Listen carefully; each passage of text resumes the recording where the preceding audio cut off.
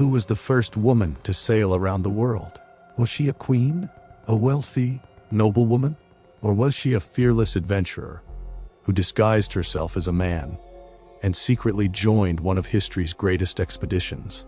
Today, we're traveling back to the 18th century, just before the French Revolution, where science, exploration, and extraordinary courage came together to create one of history's most remarkable stories. Her name was Jeanne Baret, a botanist, an explorer, a pioneer, and the first woman known to have circumnavigated the globe. This is the incredible story of a woman who defied society's expectations and earned her place in history against impossible odds.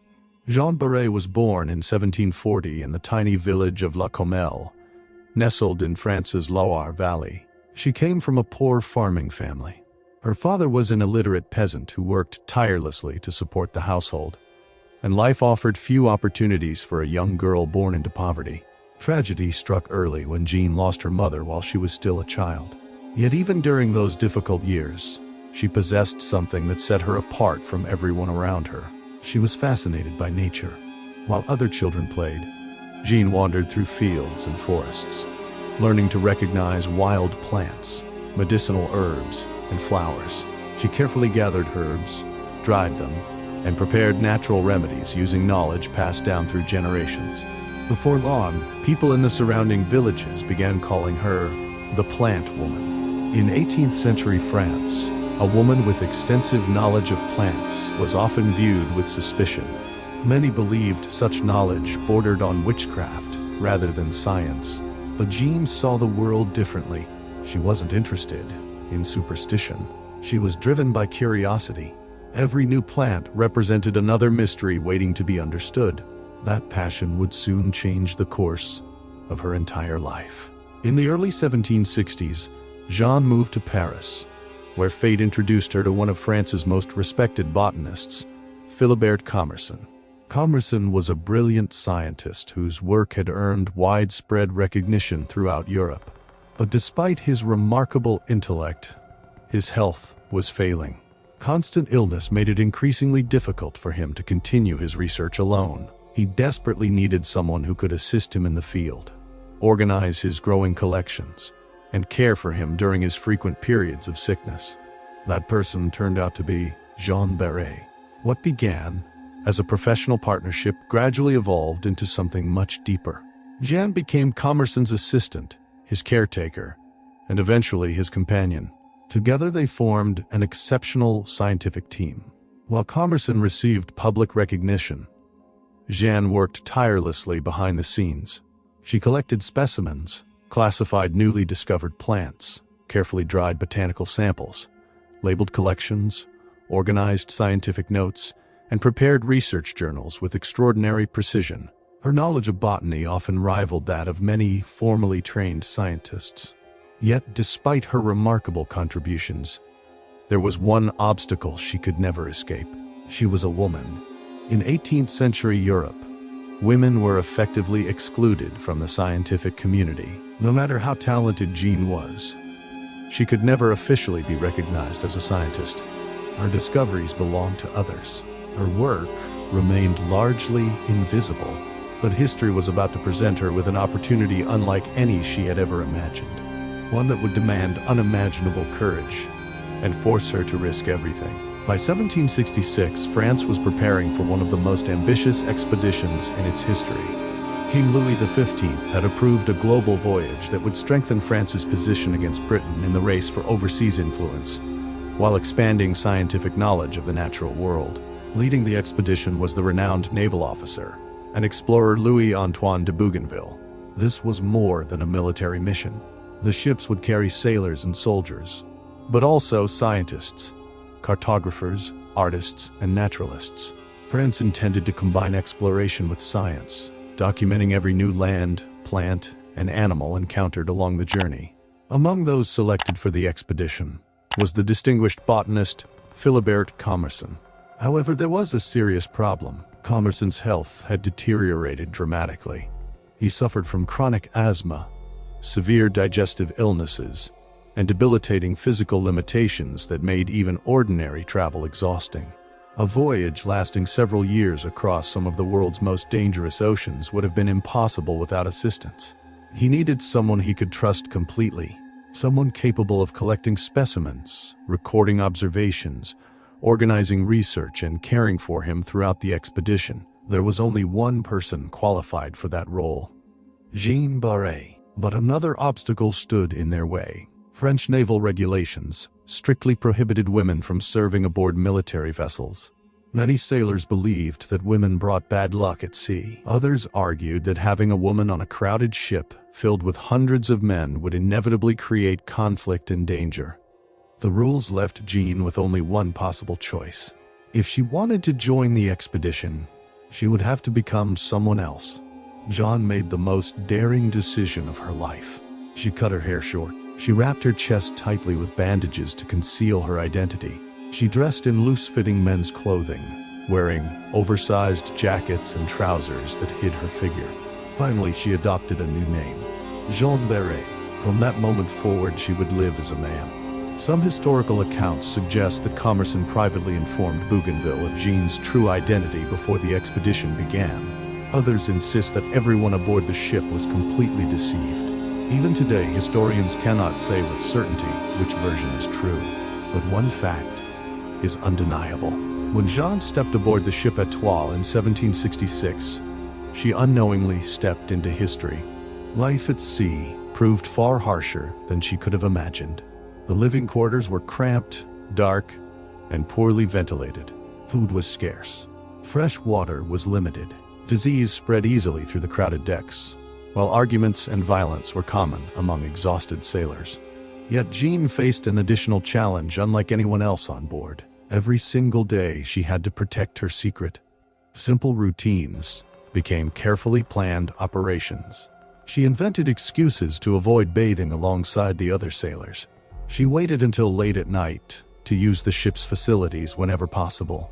She avoided physical contact, limited conversations, and constantly monitored her voice and body language. Even the way she walked required careful attention. Every movement had to appear convincingly masculine. One mistake could expose everything. Despite the enormous pressure, Jeanne excelled in her work. She became Commerson's indispensable partner. Together they explored every opportunity to collect botanical specimens whenever the expedition reached land. Jeanne gathered plants from forests and mountains, carefully preserved delicate samples, labeled each specimen, maintained detailed journals, and organized the growing scientific collection with remarkable precision. Many of the expedition's botanical records existed only because of her relentless dedication. Before long, her intelligence and discipline began attracting attention. Some sailors whispered among themselves, "There is something unusual about that young man." No one could explain exactly what seemed different, but suspicion slowly began to spread. For the moment, however, Jeanne's secret remained safe. She had survived the first and perhaps most dangerous stage of her extraordinary deception. But the greatest challenges of the voyage still lay ahead. In 1767, the expedition finally reached the coast of Brazil. For Jeanne and Commerson, this marked the beginning of the scientific mission they had dreamed about for years. Beyond the shoreline stretched one of the richest ecosystems on Earth, the Amazon rainforest. It was a paradise for botanists. Every step revealed unfamiliar flowers, towering trees, exotic vines, and countless species that had never been studied by European scientists. Unfortunately, Commerson's health had deteriorated once again. He was often too weak to travel far into the wilderness. As a result, much of the demanding fieldwork fell to Jeanne. Accompanied by soldiers and local guides, she ventured deep into the dense tropical forests, collecting plants under some of the harshest conditions imaginable. The rainforest was breathtaking, but it was also unforgiving. Venomous snakes hid beneath fallen leaves. Clouds of insects filled the humid air. Disease-carrying mosquitoes were everywhere, while poisonous plants and unfamiliar wildlife surrounded every step. Jeanne pressed forward without hesitation. At times, she struggled through knee-deep mud. At other moments, she crossed rivers barefoot while carrying heavy botanical equipment and fragile specimens. The physical demands alone would have tested even the strongest explorer. Yet Jeanne carried an additional burden. She still had to maintain the identity of Jean Baret. As the expedition became increasingly difficult, hiding her true identity became even more challenging. Her movements, voice, and behavior were constantly under scrutiny.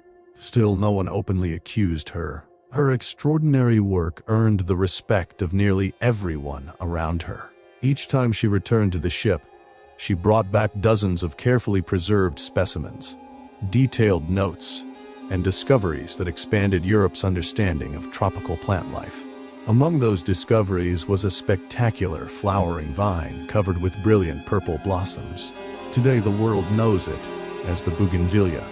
Ironically, although Jeanne played a crucial role in collecting and documenting the plant, it was named after the expedition's commander, Louis Antoine de Bougainville, rather than the woman who helped bring it to scientific attention. It was another reminder of the invisible barriers women faced during the age of exploration. Yet recognition was never Jeanne's greatest motivation. She had come for science, and she refused to let prejudice stop her. As the months passed, the expedition crossed the Atlantic, rounded the Cape of Good Hope, and entered the vast waters of the Indian Ocean. The voyage seemed endless. Life aboard the Étoile grew increasingly difficult. Extreme heat, relentless humidity, dwindling food supplies, and constant illness wore down the crew. Still, Jeanne continued to protect her secret, but fate was catching up with her. Early in 1768, the expedition reached the island of Tahiti. To European explorers, Tahiti appeared almost mythical, a tropical paradise unlike anything they had ever seen. Yet it was here that Jeanne's carefully constructed disguise began to unravel.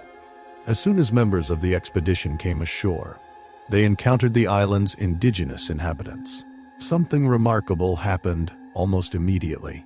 The Tahitians looked at Jeanne and instantly realized she was a woman. Within hours, whispers spread through the crowd. Some pointed toward her. Others laughed softly among themselves. Several local women approached Jeanne, gently taking her hands and studying her face. Some quietly spoke the word vagine, the Tahitian word for woman.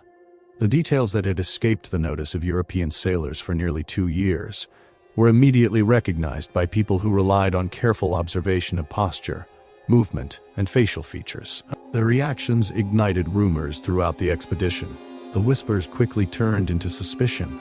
Some sailors became furious. A woman had been living among them throughout the voyage, violating one of the French Navy's strictest regulations.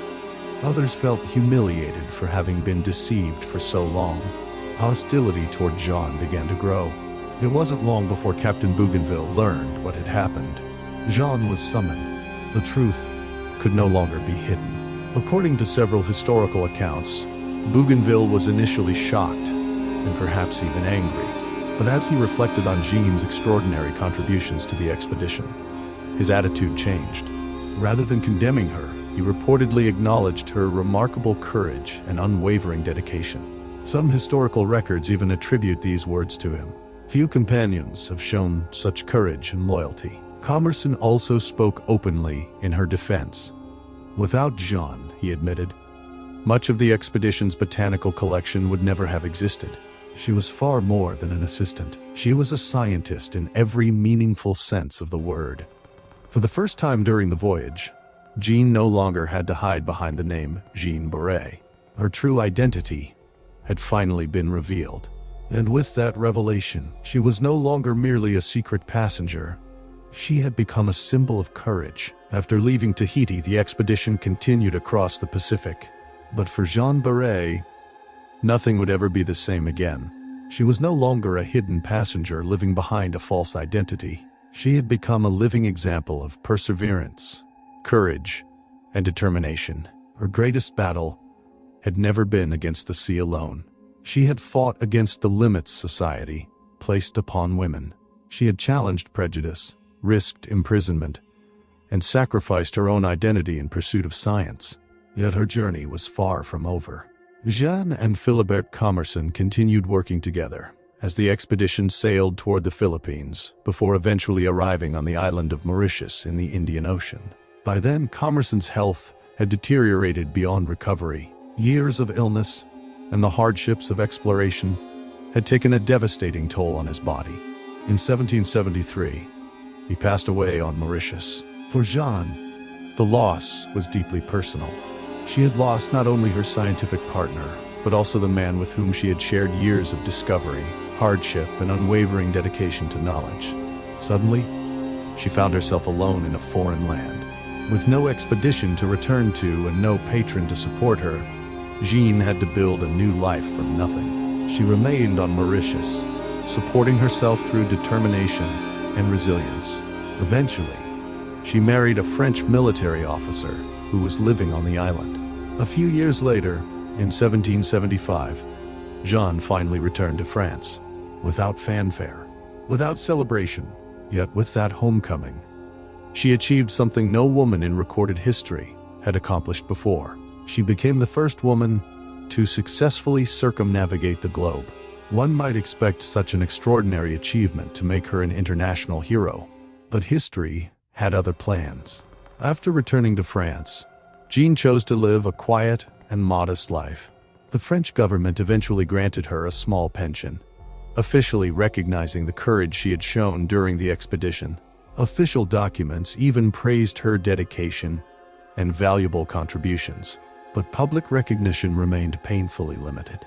Throughout her lifetime, Jeanne continued to live in the shadow of the men she had helped make famous. Even the magnificent flowering vine she had helped collect, the beautiful Bougainville, carried the name of the expedition's commander rather than her own. Many botanical discoveries that Jeanne helped document were credited solely to Commerson. Her work had transformed science, yet her name slowly faded from public memory. For more than 2 centuries, the story of Jeanne Baret remained largely forgotten. Then, history finally began to correct itself. In 2008, the French government honored her legacy by naming a naval vessel after Jeanne Baret. A few years later, books, documentaries, and academic studies introduced her remarkable story to a new generation. Historians began to recognize what should have been acknowledged all along. Jeanne Baret was not simply an assistant. She was a gifted botanist. She was a pioneering explorer, and she was one of the most extraordinary women of the age of discovery. Today, her journey represents far more than a remarkable voyage around the world. It is the story of a woman who refused to accept the limitations imposed upon her. A woman who disguised herself as a man so that knowledge, not prejudice, could guide her future. She crossed oceans. She explored unknown lands. She collected hundreds of plant specimens. She expanded humanity's understanding of the natural world. Yet for generations, history almost forgot her name. Remembering Jeanne Baret is about more than honoring the past. It is about recognizing the countless individuals whose contributions were overlooked simply because of who they were. Her story reminds us that true scientific progress has always depended on curiosity, determination, and the courage to challenge convention. Because discovery demands more than intelligence. It demands bravery. And few people embodied that spirit more completely than Jeanne Baret. So what do you think? Why did it take the world more than 2 centuries to fully recognize Jeanne Baret's extraordinary achievements? Let us know your thoughts in the comments below. Don't forget to like and subscribe for more videos like this. Everything is on record.